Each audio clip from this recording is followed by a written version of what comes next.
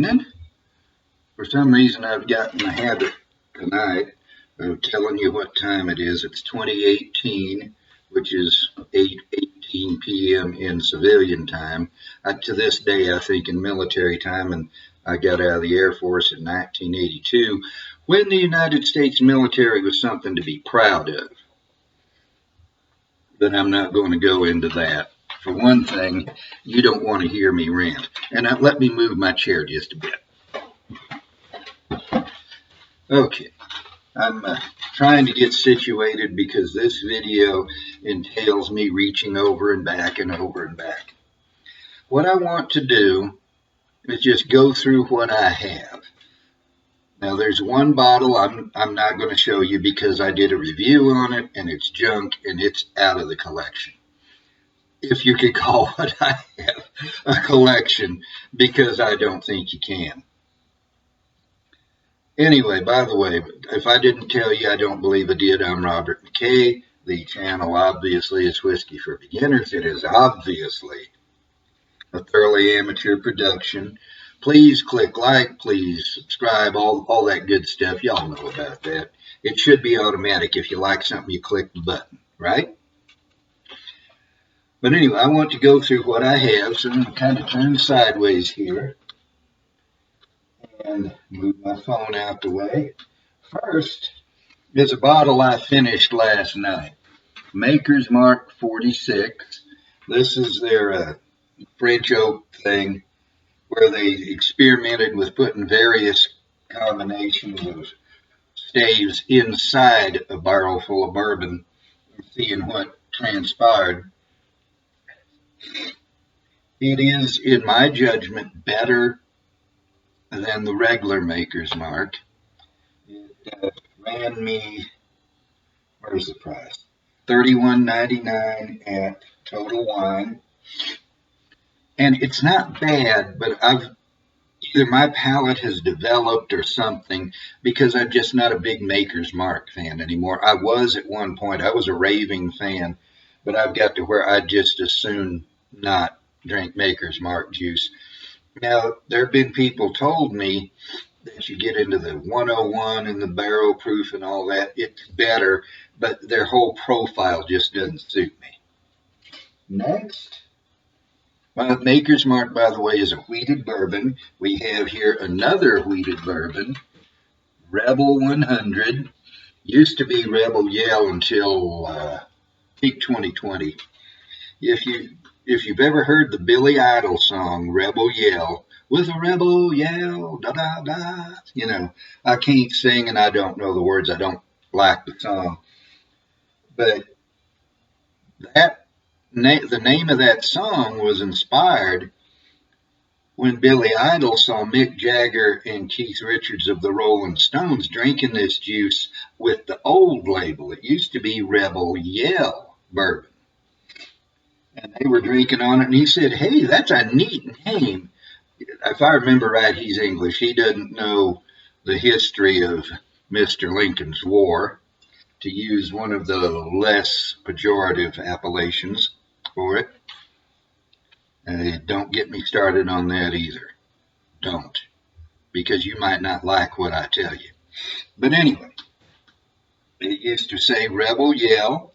And that's where Billy Idol got the name of the song. It's Rebel now. Now, don't drink the 80 proof. That's the first Rebel I tried, and because it was so bad, I didn't try any other Rebel for a year, I think it was. And then I realized they had 100 proof, and I thought, well, okay. And now this is a bourbon I really like. So that goes back there. Weller Special Reserve, I've done a review of it already tonight. When I'll post it, in what relation to this video, I don't know. I'll record things. I've done all the 36 numbered Whiskey Basics videos, and now I just throw things up in whatever order suits me at the time. This is from Buffalo Trace. It's 90 proof. It ran me $39.99, and quite frankly, at $10 cheaper, I think it would still be about $4 too much. The whiskey in here is about $25 whiskey, but it's Buffalo Trace, and so people pay untold amounts of money for it, and they seek it out. And I just don't find the Buffalo Trace distillery to produce that great a thing overall. Next, and you can see how low that is. Now this is only a pint, it's not a fifth. So it goes faster using the same size pours for everything else. But Sagamore Spirit Cask Strength Rye Whiskey. It says 112.2 proof.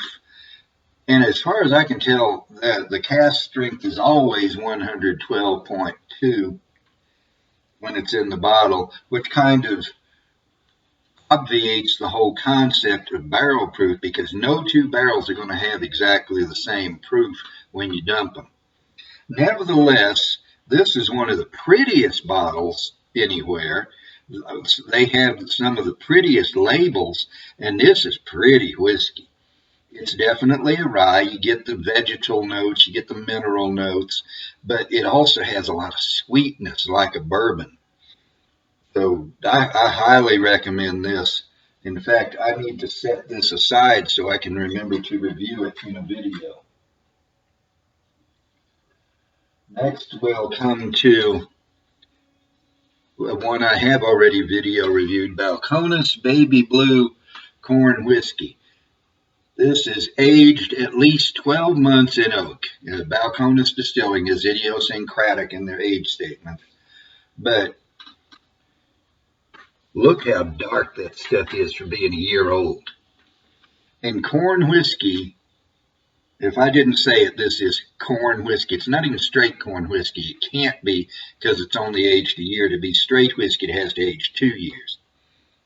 But for only aging a year, in either used charred barrels or new uncharred barrels, this stuff has a right nice color. It's got plenty of flavor. I've had bourbons, McFarland Reserve, which, oh, that's the one I'm not going to mention, so forget that. This Weller is not as good as this, in my judgment. Next, this is the one thing that I've had from Buffalo Trace, which I can easily get and which I really like. This is Buffalo Trace White Dog. It's their #1 mash bill. And White Dog is whiskey as it comes off the still before it touches a barrel. Legally, you cannot call it bourbon, which means that the original bourbon you could not legally call bourbon today, because they transported it in barrels. They weren't trying to age it. They were just transporting it. Now, barrel aging was not a new concept. The French had been doing it with brandy for a while. But in the United States, they just ran off a run of liquor, put it in a barrel, transported it to wherever, and in the barrel, it gained color and flavor. And then in 1964, Congress said that for it to legally be bourbon, it must age in a new charred oak barrel. They didn't say how long. You could fill the barrel, roll it, never even put it in the bung, roll it over and dump it, and legally it would be bourbon. Not straight bourbon, but bourbon. This is what Buffalo Trace bourbon looks like when it comes off the still. And I think White Dog is the prettiest clear liquid there is. But this is an interesting critter.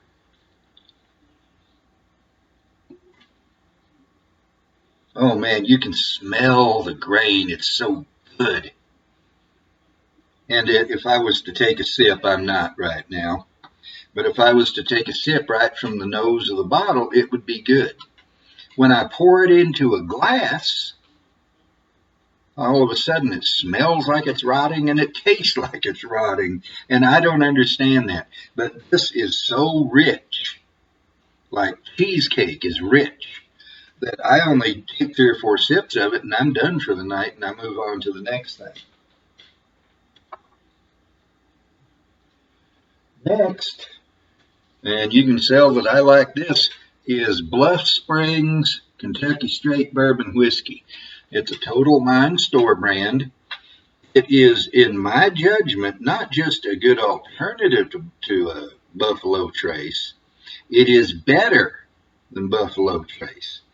It's nice and sweet, and it's not overly complex. It's not the greatest whiskey on earth, but it's really good whiskey, especially for how much? $24.99. I bought bottles or had samples from bottles that were $35, 45, 60, $70 that I did not like as well as this. Here's an oldie but a goodie. This is one of those budget bourbons that people seem to think you have to say, well, it's good for the price. Well, either it's good or it's not, regardless of the price. And if it is a low price, so much the better. This is Old Grandad Bonded. Comes from the Jim Beam Distillery. Being bonded, it must age at least 4 years. It must be 100 proof. This is. This one cost me $22.44, and it would be worth $10 more than that. That's how good it is. It's not good for the price. It's good. It doesn't have the oomph of the Old Grandad 114. It's 14 proof points less, but it tastes the same. You get the same taste, you got the same nose. Everything is there that you get in 114, but you spend about $10 less. And if you're not ready for 114 proof, but you're ready to move beyond 90 proof, then this is high class stuff to try.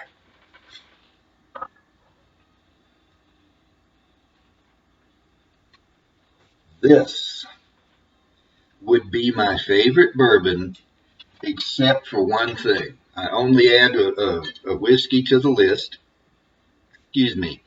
If I can always afford it, and I can always find it on the shelf. Well, this is $56.99. I cannot always afford it. This is my third bottle, and each time either I had extra money or I spent money that I didn't have. That's the case with this particular bottle. I didn't have the money, but their last dozen, I presume last, because back in January when I got my previous bottle, they had just found their last case of it. And so now there were a dozen, 8 or 10 bottles on the shelf. And who knows if there will be any more when I go in next, when I run out of this.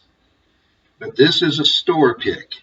The strip here on the bottom, I'll show you in a minute, says Kelly's Liquors. Well, it's Kelly Liquors, but it's a store pick, 120 proof. Comes from Jim Beam, just like the Old Grandad, and it's Knob Creek Single Barrel Select. And this is high class bourbon. As I say, it's $56.99, $57. And as far as I'm concerned, it's worth at least $10 more. At least. I remember my first taste of it. I was in Kelly's, and I always talk to them. I've got a video about a relationship with the liquor store. And, you don't have to form a relationship with the grocery store. But with liquor stores, it makes a difference. And maybe sometime I'll tell you my story about that. But I had a bottle or two, I don't remember what, and they offered me a sample of an open bottle of this.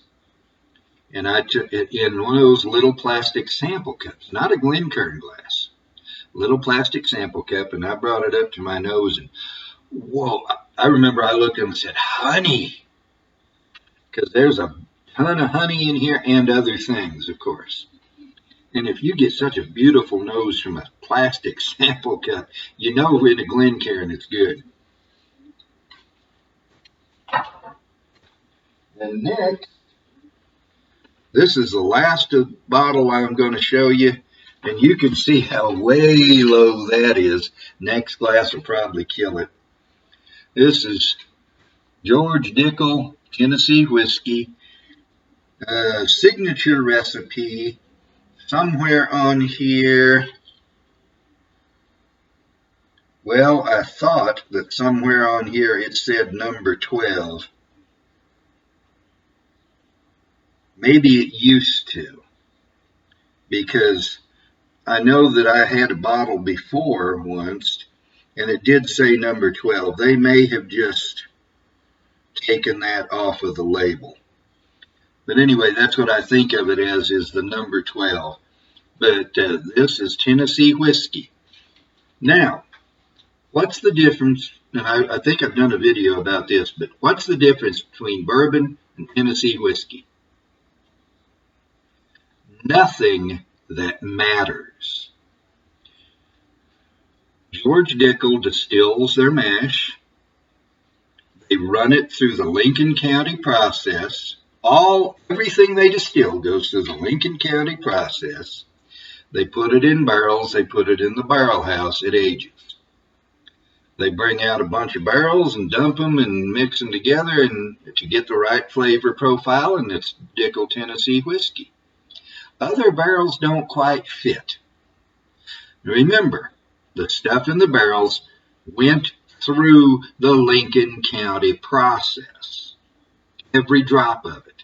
But those particular barrels don't fit this profile, so they call it bourbon. The exact same juice, the exact same process. And then Benjamin Pritchard Tennessee whiskey does not use the Lincoln County process, but it's Tennessee whiskey, not bourbon. So really you got 6 of one, half a dozen of the other. Nothing that matters as far as the whiskey goes differentiates this from bourbon. However, it's good stuff. Bourbon or not, I like it. So that's what I have on hand.